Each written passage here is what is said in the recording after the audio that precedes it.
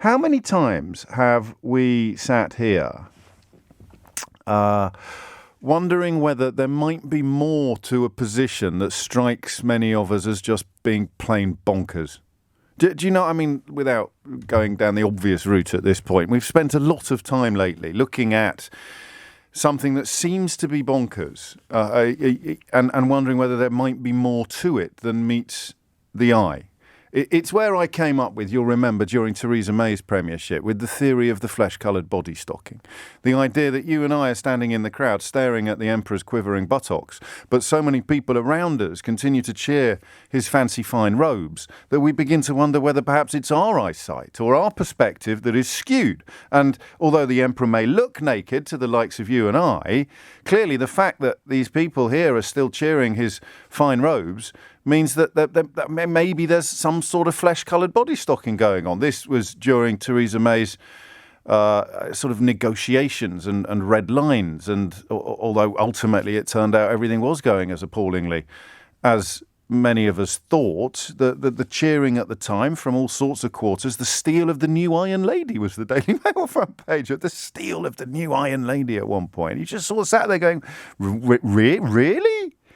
Really? So I'm leading you into similar territory today because I don't quite understand why everybody is suggesting that Chris Whitty, the chief medical officer, should be quiet, should shut up and go away.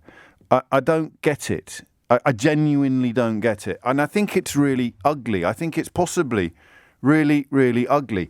I don't have much time, as you know, for people who describe themselves as libertarians but are really just superannuated schoolboys, still resentful about the fact that they had to eat their tapioca pudding and weren't allowed to go to rugby practice until the bowl had been cleared. I don't think that is a definition of a classical liberal or a libertarian. Anyone who uses those phrases in their biographies or their Twitter profiles is almost by definition a complete pillock.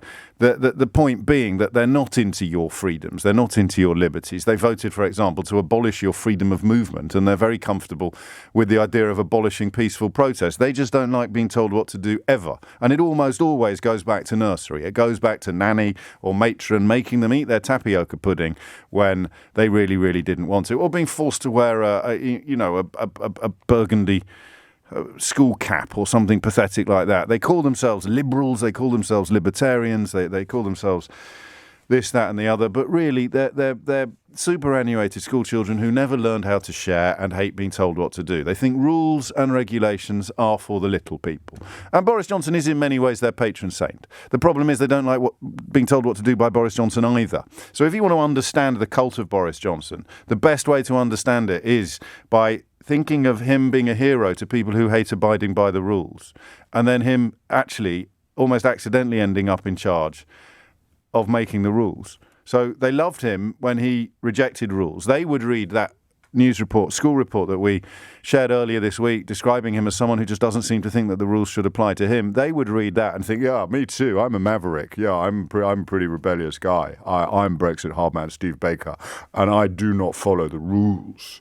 It's the kind of people that would have little, T-shirt slogans up in their offices, saying things like, that rules are for the little people, or when the going gets tough, the tough go to lunch, that kind of thing. They all look like that. They all sound like that. But they thought Boris was their man because Johnson really does ride roughshod over the rules and over the truth and over marriage vows and over the most basic requirements of human decency and over integrity. I mean, he rides roughshod over everything. So they thought Boris Johnson was their man because he just rejects the rules. He's one of life's rebels. Dragon School, Oxford, Eton College, Oxford University. Nothing says anti-establishment on the outside weeing in more than that sort of pedigree. And I haven't even finished the course. It goes Dragon School, Oxford. I think he went to the Dragon School in Oxford. I haven't actually checked. He definitely went to Eton. He definitely went to Oxford. From Oxford to the Daily Telegraph via the Times temporarily, whence he got fired for making up quotes from his own godfather. He ended up on the Daily Telegraph, editor of the Spectator, into the Conservative Party, Foreign Secretary, Mayor of London, Prime Minister, yada, yada, yada. Absolute rebel. You want a CV that just screams anti-establishment, rule-breaking rebel. You're going to see a CV that goes Eton, Oxford, Daily Telegraph, Spectator magazine, Mayor of London, Daily Telegraph again. Conservative Party leader, Prime Minister.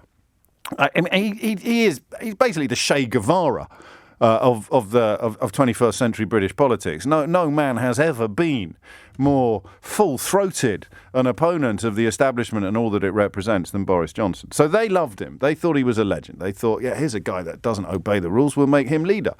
And then, of course, he brings in rules that they have to obey. And I'm stunned by the speed with which this has happened. Suddenly they all hate him. So what do you mean? What do you mean he's making rules that we have to obey these rules? What, me? Brexit heartman Steve Baker? I don't obey rules. Don't be ridiculous. And so Johnson, if you want to understand the speed with which people have fallen out of love with him, I humbly suggest that might be the key. He's the hero of people who don't think rules should apply to them. And as we saw with Owen Paterson, you know, don't forget, of course, that Owen Paterson's suspension would be ending about now.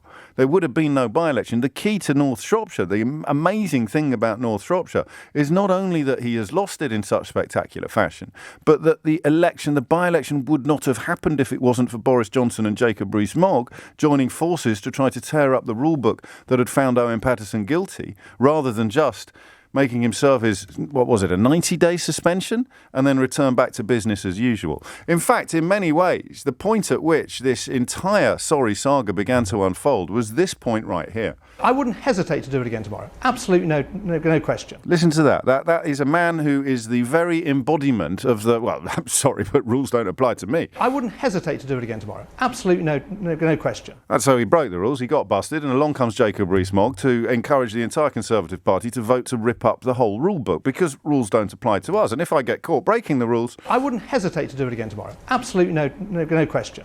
So Johnson's ended up having to make rules while leading a party full of people whose attitude to rules is best summed up like this. I wouldn't hesitate to do it again tomorrow. Absolutely no question. And there it is.